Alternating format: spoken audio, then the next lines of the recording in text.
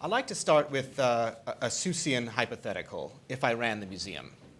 So in my talk, I ended with one thought, an expansion of open storage as something that a museum can do right now to, I think, go against some of the trends that we've seen. What would you do, Bruce, to address some of your concerns if you ran the Indianapolis Museum, for example? I'd get rid of the 18-hole golf course. I thought you'd say that.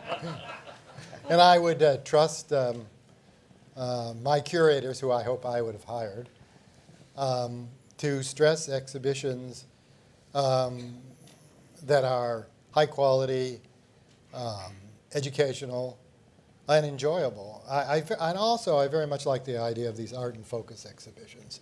I think this is a good way, when museums are strapped for money, to concentrate on work and some peripheral material to really get people to think about what a work is. I mean, most people, when they go into a gallery, when they get those vast galleries in the Met, and I must say I myself do this, you know, my heart kind of sinks.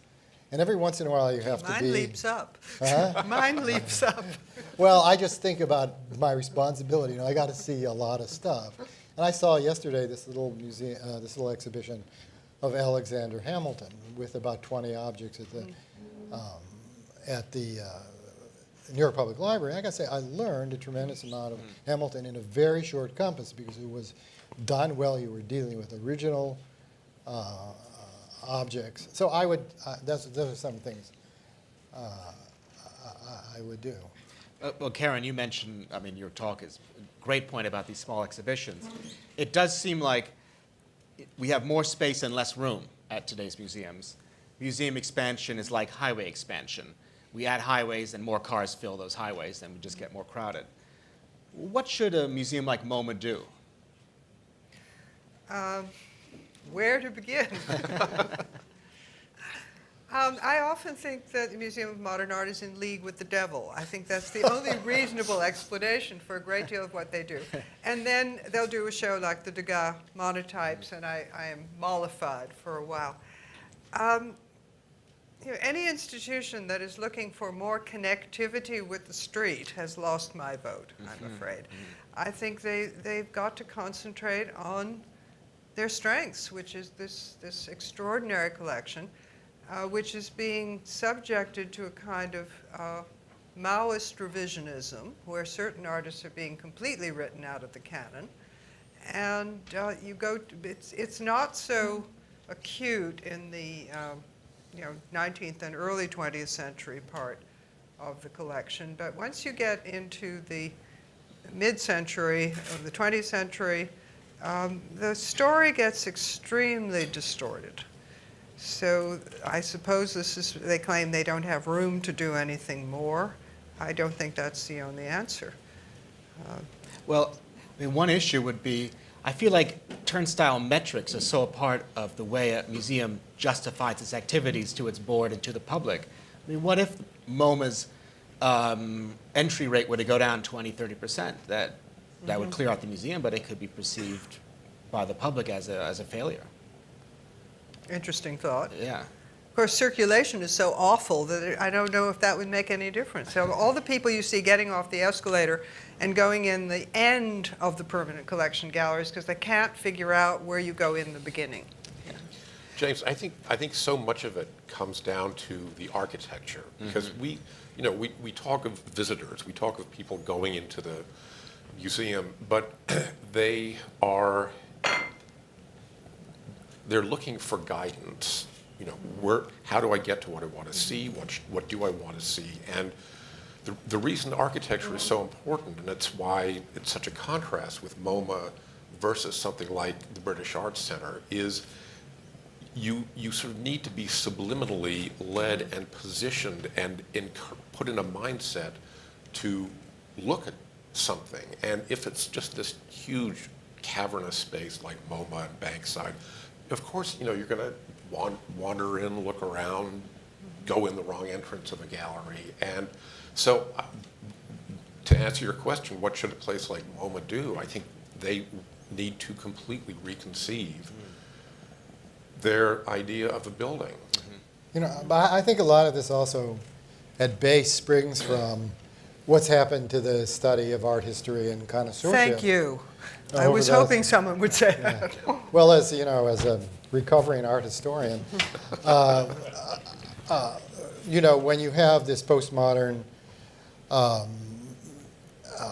history that does everything but talk about objects, it sees objects as a reflection of something else, of something in society, usually society's ills when you have cultural relativism, when you can't use the term masterpiece. And so this,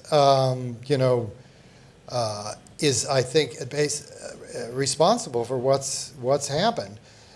And it's very difficult for museums now to get people who are trained in what the traditional skills for curatorial skills in museums used to be. I mean, I talk to my friends in museums, and they have a difficult time. But I think that's, and also the whole community organizing thing. I mean, art is not really about art. It's not about form, color. It's not about artists. It's not about the relation of one artist to another. It's really about using art as a kind of lever, to move communities and advance social justice, just like it is in every other university department in the humanities. Well, I it's think crucial because the way art history has been taught for about the last 20 years the object is no longer primary. The object is a jumping off place for theory. And of course this is going to be reflected by the people who are emerging from those programs. The Barnard, back in the late Bronze Age, when I was an undergraduate, had a course in connoisseurship that was taught in the museums by the late extraordinary Julius Held, the great Rubens scholar. And it was extremely difficult to get from Columbia, from Barnard and Columbia down to wherever the course was being taught and then get back up for your next class, but we all did it. There is now a course at Barnard. There's no connoisseurship course. They have a year-long course in theory, which I'm told doesn't even use images. Yeah, that's the convenient thing about theory. You don't actually have to look. No. And you can hammer any object into your theoretical construct. But this is, toxic for museums. Yes. What's interesting is that this is now, the consequences of this are now turning up in the marketplace because, for example, there was this story that hit last week or the week before about Christie's, I think, having to refund the $10 million purchase price of a Franz Hals to the buyer because it turned out it was a fake. What to me was so revealing about this story was that the Christie's expert was unable to identify this picture as somehow wrong or suspicious, only when it was subjected to scientific analysis that they determined some of the materials were 20th century. In times gone by, the auction house expert's eye would have spotted this long before. It never would have gotten to the sale room. So the ripple effect isn't limited to museums or academia. It's playing out in the marketplace. Yeah, and I have to say, I think that populism is a symptom of a loss of cultural confidence. If you don't have confidence in your own leadership, leave it to the public to decide through the numbers. Eric, you wrote a great piece for us on cameras in museums and proposed perhaps banning cameras and selfies. Would you still pursue such draconian measures? I would, because you may recall in that article I contrasted the situation at the Louvre and other museums with the situation in the Orangerie, where they have a sign saying no photography is allowed whatsoever. And in the Louvre and in MoMA and lots of other museums, you have visitors taking selfies with works of art. In fact, and I mentioned this in the article, when I was in the Louvre one day, a visitor put her hand out to grasp the frame of one of the paintings on the wall and pose so her friend could take a picture of her. And of course, the guard came screaming down the galleries and practically tackled her. But so people are not concentrating on looking at objects, whereas in the orangerie, where no photography is allowed at all, everyone is looking at the pictures. And yes, I would absolutely ban, although after my article appeared, a colleague said to me, Eric, that's a really great idea, but they'll never do it because they're afraid that people who can't take selfies, they won't come to the museum. The other mysterious thing is the people who take photographs of the paintings or the sculptures, never look at the actual object, just see how the photographs turned out, and then photograph the label. Now, this mystifies me because I know these people are not preparing for art history lectures. We have a few more minutes, and I'd like to turn it over to questions. Monet has a microphone. Wait for the microphone. And Roger, you're first. Well, Bruce, I'd like to suggest something for the Indianapolis Museum. I think they should take a page from Yale University. Yale has recently instituted a committee on public art. And what they're doing is they're going around the university and scrutinizing stained glass windows, sculpture, other objects that might be offensive to someone, might be part of this art grievance, and they remove them and send them someplace for further study.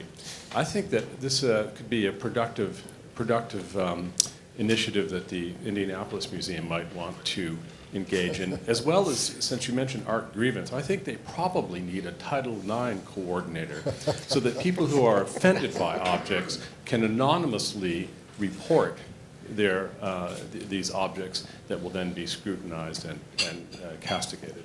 So I just offer that as I will let them know about that. Great idea. Great ideas, Roger. Edward? Your comments about the lack of connoisseurship and the education, what does that mean for a generation of curators now in museums who have not worked with objects, who are great on the theory, but what is that doing to acquisitions where they can pick something out by the book, which may turn out to be an utter and complete piece of crap when it shows up in person? So that's one of my questions. The other question, which I haven't heard addressed, is the conflict of interest that seems to be growing between auction houses, dealers, and museums and collectors, particularly of contemporary art. Yeah, I'd like to start with that question about the donor class. It's very easy for us to hypothesize what we do, but we have to raise the money, and we have a donor class that's increasingly, I think, looking to monetize their own collections. They're interested in contemporary art only. So what do you do about that? That's almost a bigger issue than the public. Well, Yeah. go ahead. Go ahead. No. I assume museums have guidelines about this, but it's not a foolproof situation. When Flora Miller Biddle wrote her memoirs about being a member of the Whitney family and a longtime trustee of the museum, she talked about the changing nature of trusteeship from the days when you had disinterested supporters on the board to people who were now joining the board because they had an agenda of their own. And one of the examples she cited was Philip Taubman, who was at that point interested in acquiring Sotheby's, but was afraid he would be turned down from purchasing it because he didn't have any, as it were, art cred. So he approached the Whitney about getting a seat on their board, which he, I believe, did, and that allowed him to buy Sotheby's. You know, there's no set of guidelines that can prevent something like that. And Karen? There are very subtle things like collectors who have large holdings of a particular artist or important holdings of a particular artist, and the museum wants to do an exhibition of that artist. Is that a conflict of interest, or is that knowing where the work is? You know, there are these very subtle things that I think really demand case-by-case analysis. Well, I think the motto of today's art world is no conflict, no interest. Well,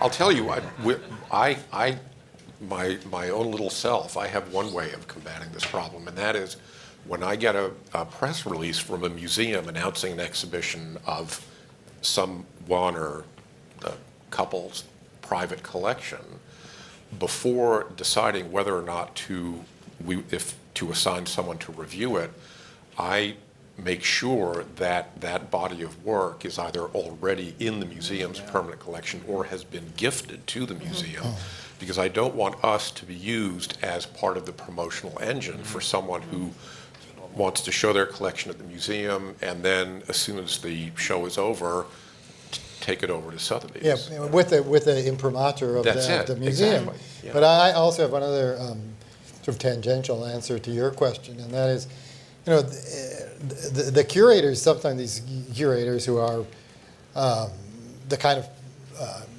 have the kind of training we were talking about, I mean, the postmodern social justice, our activism training, can take objects that have been acquired, you know, very high quality objects that have gone through this very fine filter of previous curators, and create shows that completely change the meaning of this for their own kind of activist purposes. And I mean, there have been a couple of, I've written on them, exhibitions at the Smithsonian Museum of American Art that have done exactly that, where you get the objects used to tell a kind of very different, a very biased, without any objectivity, to tell the kind of particular kind of history that that curator wants. And because they're in these big museums, they usually get pretty well reviewed.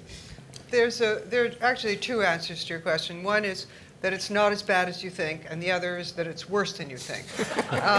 I mean, I cling to my curator friends who have profound expertise, and I could give you a run down a whole lot of names, many of whom are young enough that they're going to be there for a while. And there are brilliant curators like Arthur Wheelock at the National Gallery, the great curator of Northern Baroque art, who teaches. And go to any museum in the world, including the Netherlands. Anybody who is interested in Northern Baroque art has either studied with Arthur or been an intern of Arthur's. Oh, you want anything done in the Netherlands, just say Arthur Wheelock. They open all the doors for you. But there are also any number of, I hear from other colleagues, that art history departments are full of people that don't want to study anything before Duchamp. And those are the ones who go way back. So we are going to be in a situation where there's going to be a large pool of incredibly ignorant curators. Well, yes, and if you look at the disciplines and the kind of hiring patterns in art history departments, say over the last 40 years, what you find is when you lose somebody who's interested in Netherlandish painting, they're replaced by somebody who's interested in contemporary art. Yeah. And the same thing is true with Renaissance and the like. So these departments not only teach you things badly, but they're not teaching a lot of things at all. Maybe that's better. I don't know. Well, I think we'll have to end it there. Thank you. We'll take a 10-minute break and resume with Michael J. Lewis.